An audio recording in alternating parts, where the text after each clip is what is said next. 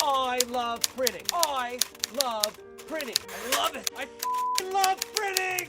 Today we have Bob Dahlke Jr., stress the junior, from VISOgraphic, just outside around the Chicago area. Would that be accurate? Yeah, we're about 15 minutes from O'Hare International Airport. But I met Bob a bunch of years ago in one of my peer groups, which I'll just say to everybody, if you're not in a peer group, get into a peer group. If you're not in a peer group, give me a call. I'll help you find a peer group.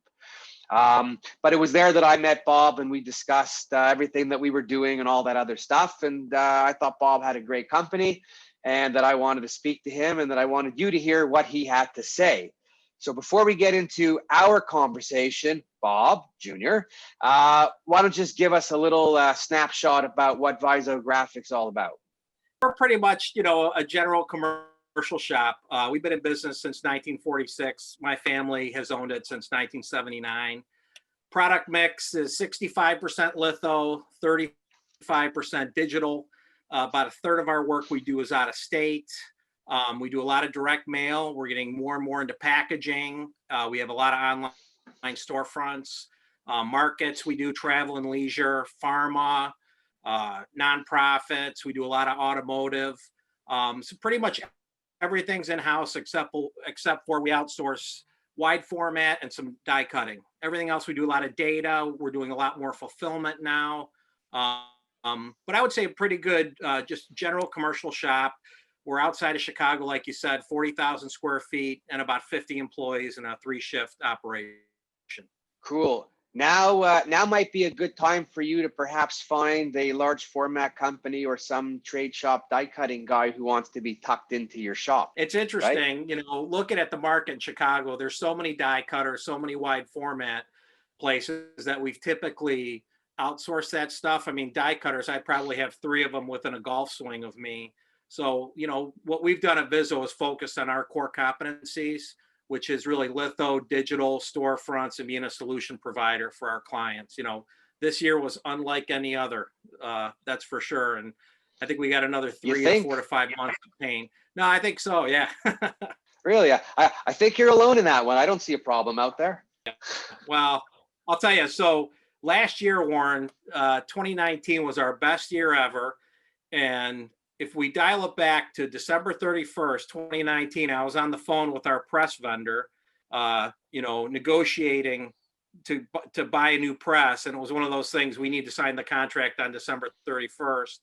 And we actually signed for a new litho press on December 31st, and the rest is history. If you think about it, the timing wise. Oh, for sure. So just a quick question, but if my memory serves me correctly, I think it was around 2017 that you took out a press or two and put in an RMGT 40-inch then.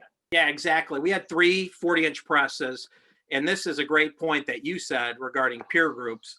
I had my peer group in, and they basically looked at our equipment, and it was great equipment. It would print beautiful sheets, but it was older litho equipment, and it wasn't as efficient.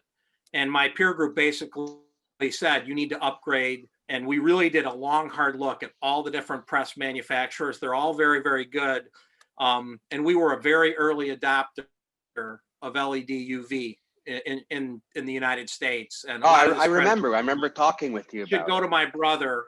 He did a phenomenal amount of research, and now I don't know if people saw the printing impressions thing from last month, but he gave sort of a lunch and learn online about LED UV, and now a lot of people are calling us from around the US and Canada talking about how we did it. So basically, we bought this, like you said, the 6-color 40-inch, and we took out 2 of our presses. We had another legacy 40, and we decided to, go with an RMGT 9, which is a 36-inch press. And it was great size. It was a great size. It prints a 16-page signature. So we signed for that on December 31st. Our first quarter was phenomenal, our best ever. And then, March 13th or mid-March, March 13th, Friday the 13th. And the first person that called me was the person that sold us the press, saying, how are you guys doing? Everything okay? If we were going to back out of the deal. And, when you're in a peer group and, you've been in this business a long time, that you don't let short-term problems affect your long-term strategy. Before COVID, I went to Japan actually to meet with both of our main vendors. I went to Ricoh to do some research and development. We have all Ricoh digital presses, which is a great vendor for us. And then I also went to RMGT to their factory in Hiroshima. And people that think that, you know, litho is going away have no idea. The RMGT plant in Hiroshima is so impressive, so automated, and they had litho presses coming out their ears. I think you've been out there too, Warren, haven't you? Well, and it is when I was there in the factory, like the factory was jammed packed. Well, and they're pretty tight with their space, and they do everything pretty amazingly. And actually, the craziest thing when I was there was, I mean, it's the Japanese culture on how to work, right? So when you were there, you saw it. But you know, they had the red line and the light, and then to go from the red line to the next line. Well, I did that test. I did that, and the buzzer went off before I got there, which means I'm not qualified to work in Japan. I'm too slow. I was too slow too. That's perfect. But it was phenomenal to see, and it was so great that, you know, talking to them and seeing the litho presses being built. And, you know, everybody's in different markets, as I say. You know, I'm not R.R. Donnelly, but I'm not a quick print. You know, depending on really being customer centric and seeing what your clients need, that's really why we bought this RMGT 9 press. You know, we're doing packaging on the 10, we're doing longer, big runs, but the RMGT 9, you know, has been phenomenal addition to our floor. So we're really happy about that. But it was tough, you know, when COVID hit, Warren, you know, I always say one of the best things of being general commercial is anybody could be your, you know, customer, but the worst thing is anybody can be your competitor. You know, people that are really niched into certain things, you know, it can be painful or really good, you know. And I've got some friends that are in that print just for travel and leisure, hospitality, and you know, these poor people are down 95%, you know. So, you know, we did a lot of travel, leisure, or retail. Totally. And I feel bad for those people. We were lucky to be able to pivot, and you know, part of it also was help from the US government. You know, we got a PPP loan, and we were able to really keep almost everybody. We kept everybody fully employed, and we've been lucky, knock on wood, that we're slowly coming out of it. You know, we're starting to see from a few of our travel and leisure clients, we could tell there's targeting Q1 and especially Q2 when things are going to ramp up again. So I'm hopeful and optimistic, and you know, we're getting prepared for that. But COVID was definitely, it was tough. It was tough times. You know, it's a time to look inward and clean up your balance sheet. You know, when things are running, you're doing great. That covers up a lot of inefficiencies. Listen, I say that all the time when in this business, when you're making money, nothing matters. When it starts to get a little tight, you start to go through and look for the holes that are, you know, water's coming out of. I was just discussing before COVID, like if going into COVID, your company's in a good position, you have an easier time getting through it, right? With all the government loans and whatnot. If you were going into it already super tight up to your eyeballs in your line, you know, we're going to see some carnage come out of this in the next 3 to 6 months. From what I've seen in Chicago, and I've talked to 2 companies recently that could be potential tuck-ins for us, or somebody that might want to sell their business, you know, that I think there's going to be more consolidation. I think there's going to be, unfortunately, some pain this winter. And, you know, I think it's incumbent on us as business owners to look outward too.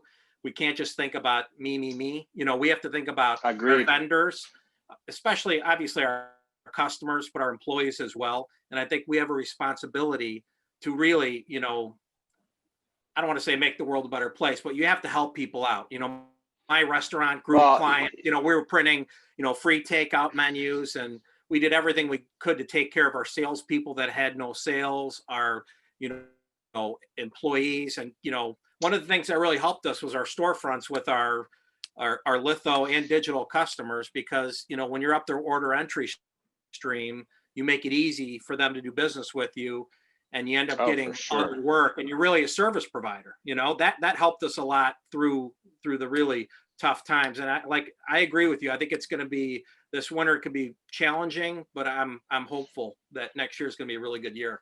I'm hoping it picks up. I think, well, in the States, they're saying maybe by June, July, everyone's vaccinated. In Canada, they're saying maybe September.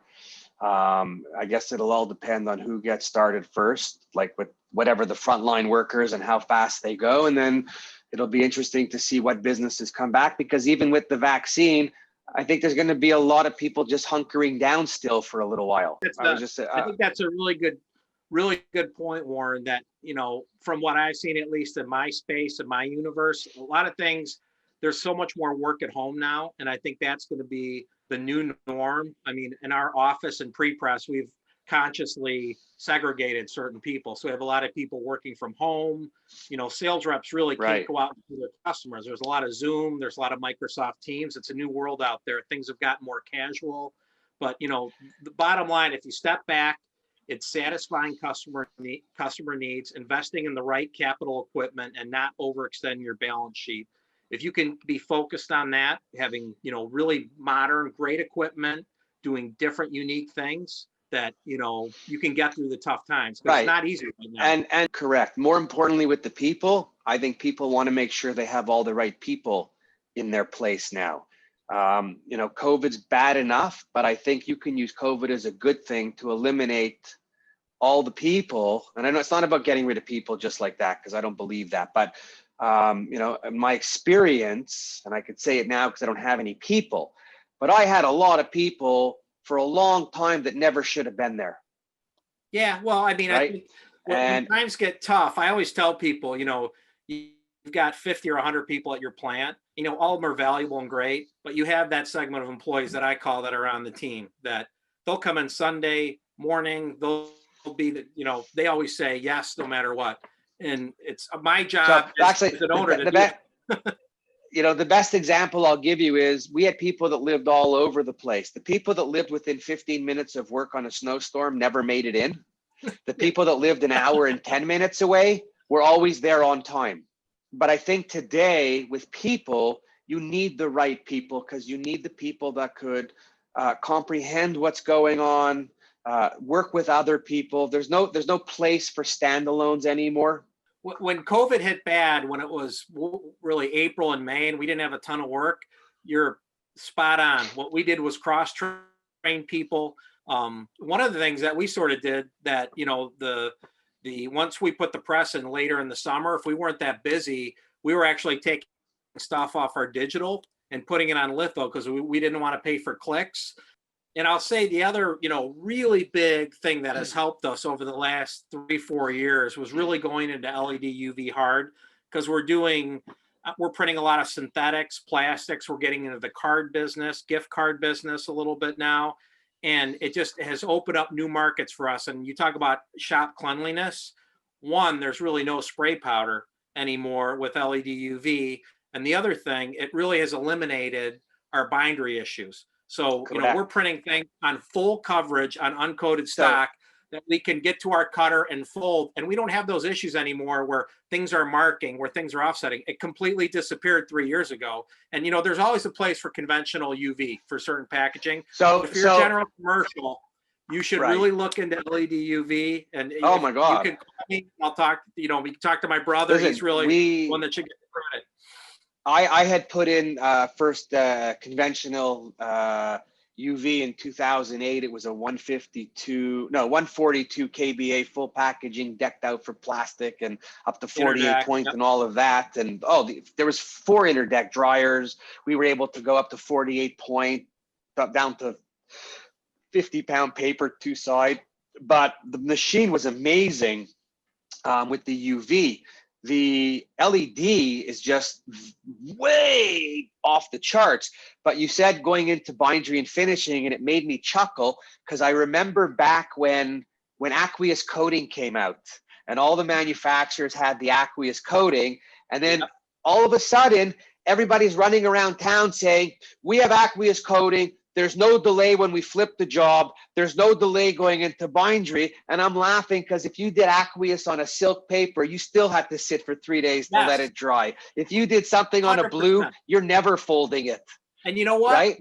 Now I go into my clients, and you have so many legacy customers that have always been aqueous coating things to, protect it through the mail stream. Now we go in and I don't quote aqueous coating. I said, when it UV cures, it's rock hard.